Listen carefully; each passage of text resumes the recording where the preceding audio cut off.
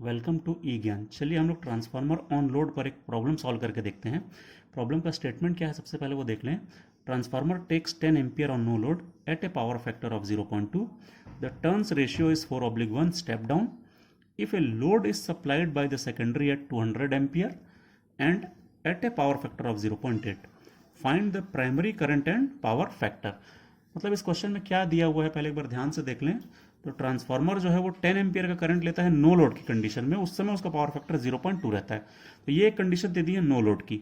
उसके बाद दिया हुआ है कि जब एक लोड है जिसको सेकेंडरी सप्लाई कर रही है कितने 200 एम्पियर और 0.8 पावर फैक्टर पे, मतलब एक दूसरी कंडीशन दी है कि जब हमने सेकेंडरी में एक लोड कनेक्ट कर दिया है तो वो लोड को 200 एम्पियर 0.8 पावर फैक्टर पे सप्लाई कर रही है, उस समय हमको प्राइमरी का करंट और पावर फैक्टर निकालना है। इस क्वेश्चन में क्या है कि नो लोड की कंडीशन में भी पावर फैक्टर दिया है और लोड की कंडीशन में पावर फैक्टर दिया है, लेकिन दोनों ही केसेस में ये बताया नहीं गया है कि पावर फैक्टर लैगिंग है या लीडिंग है। चूंकि हम जानते हैं कि हमारे यहाँ पर 90% जो लोड्स होते हैं वो लैगिंग लोड ही होते हैं, तो इसलिए हम लोग इस क्वेश्चन में भी जितने पावर फैक्टर दिए हैं यदि अपन उसको लैगिंग मान लें तो ये प्रैक्टिकली रॉन्ग नहीं होगा, ये प्रैक्टिकली करेक्ट रहेगा। तो इसलिए हम अज्यूम कर लेते हैं, assume the power factors to be lagging. ठीक है, अब अपन देखते हैं कि गिवन डाटा क्या क्या है, एक बार अपन उसको नोट कर लें।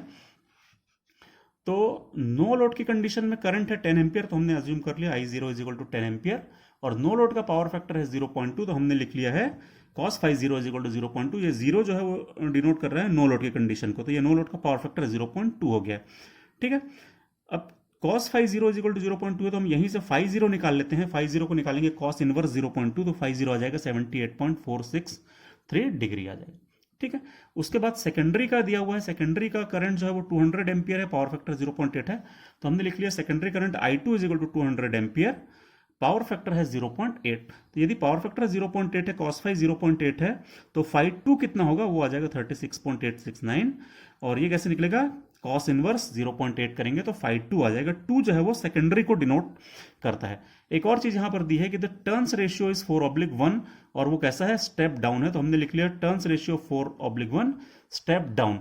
इसका मतलब क्या है कि प्राइमरी में टर्न्स ज्यादा होंगे और सेकेंडरी में टर्न्स कम होंगे। वो कितने होंगे, 4/1 के रेशियो में होंगे। ठीक है, प्राइमरी के टर्न्स ज्यादा हैं और सेकेंडरी के टर्न्स कम है, इस रेशियो में है वो। ठीक है, तो ये हो गया हमारे डाटा गिवन। चलिए अब हम लोग इसको सॉल्व करके देखते हैं कि ये कैसे सॉल्व होगा। हमने अज्यूम कर लिया है सारे पावर फैक्टर्स को लैगिंग। ठीक है, तो अब देखिए हम लोगों को निकालना क्या है, हम लोगों को कैलकुलेट करना है प्राइमरी करंट और उसका पावर फैक्टर। ठीक है, प्राइमरी करंट कब कब कैलकुलेट करना है, जब ये वाला लोड उसमें कनेक्टेड हो, मतलब ये लोड जब कनेक्टेड हो उस केस में हमको प्राइमरी करंट फाइंड करना है। तो प्राइमरी करंट कैसे फाइंड करते हैं हमको, तो प्राइमरी करंट का हमको फॉर्मूला मालूम है, I1 इज इक्वल टू होता है I0 प्लस I2 डैश, और ये सारी क्वांटिटीज होती हैं फेजर, ये स्केलर क्वांटिटीज नहीं होती, इसको हमको डायरेक्टली ऐड नहीं करना है बल्कि फेजर सम करना है। अब यहां पर एक चीज है कि ये I0 जो है वो नो लोड करंट को रिप्रेजेंट करता है, और I2 डैश जो है वो उस प्राइमरी करंट को रिप्रेजेंट करता है जो सेकेंडरी के इफेक्ट को नलीफाई करने के काम में आती है। और ये I2 डैश कैसे निकलता है, तो यदि हम लोग I2 डैश को निकालने की कोशिश करें तो I2 डैश का फॉर्मूला होता है N2 I2 ऑब्लिक N1। ठीक है, इस फॉर्मूले से निकल जाता है I2 डैश। ये I2 डैश का वही सेम वर्क है कि वो सेकेंडरी के इफेक्ट को पूरी तरह से नलीफाई करता है। सेकेंडरी जितना फ्लक्स क्रिएट करता है उस फ्लक्स को टोटली कैंसिल करने के लिए जो करंट प्राइमरी से फ्लो होता है वही होता है I2 डैश, जो हमने अपने पिछले वीडियो में पढ़ा था। ठीक है, तो ये I2 डैश इस फॉर्मूले से निकल जाएगा। यदि हम इसमें वैल्यूज को पुट करने की कोशिश करें तो देखें ये है N2/N1, और यहां पर हमको पता है कि N1/N2 इज इक्वल टू 4/1 है, तो N2/N1 जो हो जाएगा वो हो जाएगा 1/4। तो अपन यहां पुट कर दें N2/N1 की वैल्यू को पुट कर देते हैं 1/4 मल्टीप्लाइड बाय I2। तो I2 की वैल्यू कितनी है देखें, तो I2 की वैल्यू दी है 200, पुट कर दीजिए 200, तो I2 डैश कितना आ जाएगा, I2 डैश आ जाएगा 50 एम्पियर। अब हम लोगों को निकालना पड़ेगा I2 डैश का एंगल, कि ये कितने एंगल से लैग कर रहा है अपने वोल्टेज को। तो देखिए अपन लोग इसके लिए एक फेजर डायग्राम यूज करते हैं। ये है हमारा फेजर डायग्राम, इसमें हम लोगों ने रेफरेंस बना लिया है फ्लक्स को, और हम लोग जानते हैं कि फ्लक्स से 90 डिग्री लैग करता है इंड्यूस्ड ईएमएफ। तो इंड्यूस्ड ईएमएफ E1 और इंड्यूस्ड ईएमएफ E2 जो है वो दोनों इससे 90 डिग्री लैग कर रहे हैं, क्योंकि ये वाली डायरेक्शन जो होती है वो लैगिंग की डायरेक्शन होती है। E1 का अपोज करता है V1, तो हमने जस्ट E1 के अपोजिट उससे 180 डिग्री पे बना दिया है V1। ठीक है, हमको क्वेश्चन में दिया हुआ था कि I2 जो है वो E2 से 36.869 डिग्री का लैग कर रहा है, मतलब कि वो कितना हम अज्यूम किए थे उसको 5.2। तो हम लोगों को ये पता है कि I2 जो है वो E2 से 5.2 डिग्री लैग कर रहा है।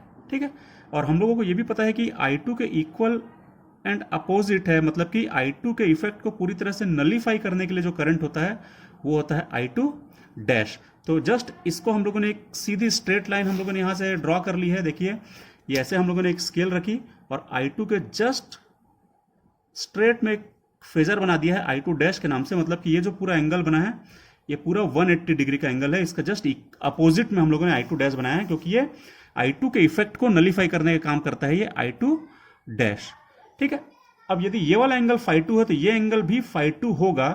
कैसे होगा, ये हम लोगों ने ज्योमेट्री में पढ़ा हुआ है कि देखिए ये एक स्ट्रेट लाइन है।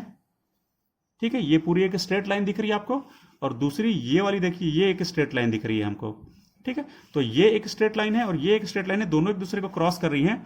तो यदि ये वाला एंगल φ2 है तो उसका जस्ट अपोजिट एंगल ये भी φ2 होगा, क्योंकि हम लोगों ने पहले पढ़ा है ज्योमेट्री में। देखिए कि यदि दो लाइन से एक दूसरे को ऐसे क्रॉस करती हैं तो ये जो दोनों अपोजिट एंगल्स होते हैं वो दोनों एक दूसरे के इक्वल होते हैं। तो बिल्कुल सिमिलरली ये एक वोल्टेज की लाइन है और ये करंट की लाइन है, ये दोनों एक दूसरे को क्रॉस कर रही है, तो ये वाला एंगल भी φ2 होगा यदि ये वाला एंगल φ2 है। तो इसका मतलब क्या हुआ कि I2 डैश जो है वो V1 से φ2 डिग्री लैग कर रहा है, क्योंकि इस तरफ की डायरेक्शन में जो भी चीजें होती हैं वो लैग करती हैं।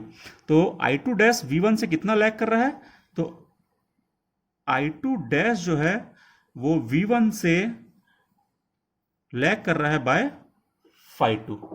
ठीक है, मतलब ये जो एक्स्ट्रा करंट प्राइमरी में से जो फ्लो होता है इस I2 को एनालिफाई करने के लिए, वो एक्स्ट्रा करंट अपने रिस्पेक्टिव वोल्टेज से φ2 के एंगल से लैग कर रहा है। तो इसका मतलब है कि अब I2 डैश का एंगल कितना हो गया, तो I2 डैश की जो वैल्यू हो जाएगी वो हमने अभी कैलकुलेट की थी कि उसकी जो वैल्यू है देखिए 50 एम्पियर निकाली थी, तो ये हमने लिख दिया 50, और उसका एंगल हमने अभी भी निकाला कितना φ2, और वो लैग कर रहा है।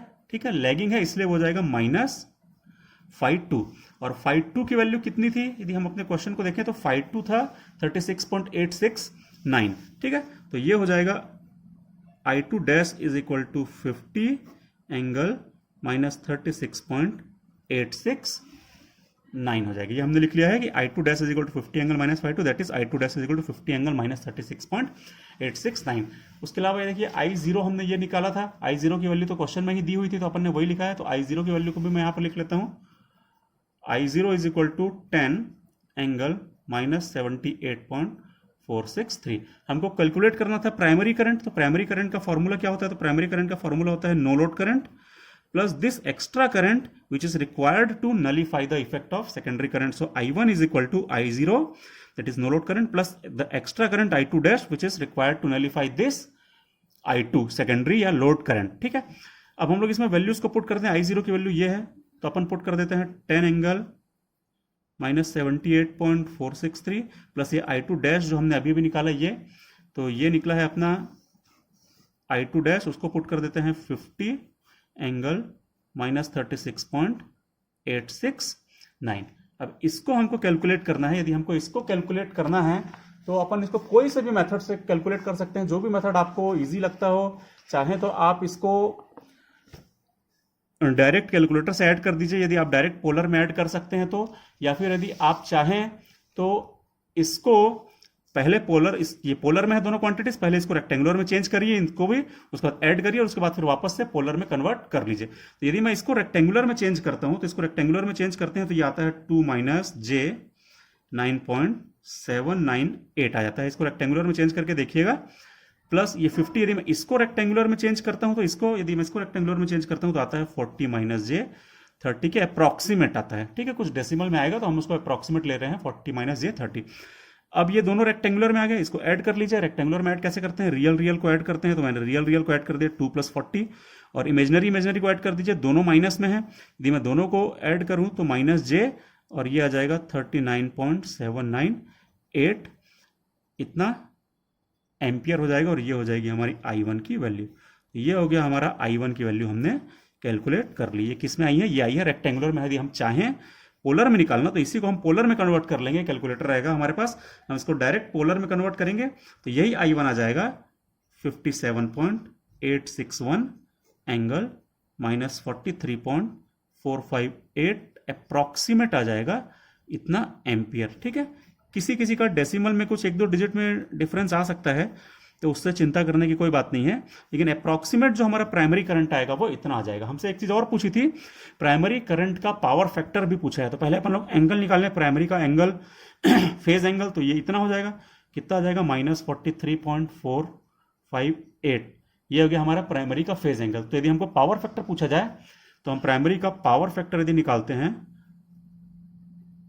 पावर फैक्टर, तो पावर फैक्टर क्या होता है, पावर फैक्टर हम जानते हैं वो होता है cos phi 1, तो phi 1 की जगह पर इसको पुट कर दीजिए, यदि मैं phi 1 की जगह पर इसको पुट करूंगा तो cos -43.458 आएगा और उसकी वैल्यू आ जाएगी 0.7259 आ जाएगी। ठीक है, चूंकि ये माइनस साइन में है तो इसका मतलब है इसको अपन लिखेंगे लैगिंग।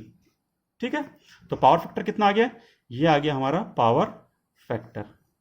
ठीक है, तो ये हो गया अपना पावर फैक्टर की वैल्यू जो हमसे क्वेश्चन में पूछी गई थी, और ये आ गया हमारा प्राइमरी करंट की वैल्यू, तो ये हो गया अपना आंसर। ठीक है, हमसे क्वेश्चन पूछा गया था find primary current and it's power factor, तो ये हो गया प्राइमरी करंट, ये हो गया उसका पावर फैक्टर।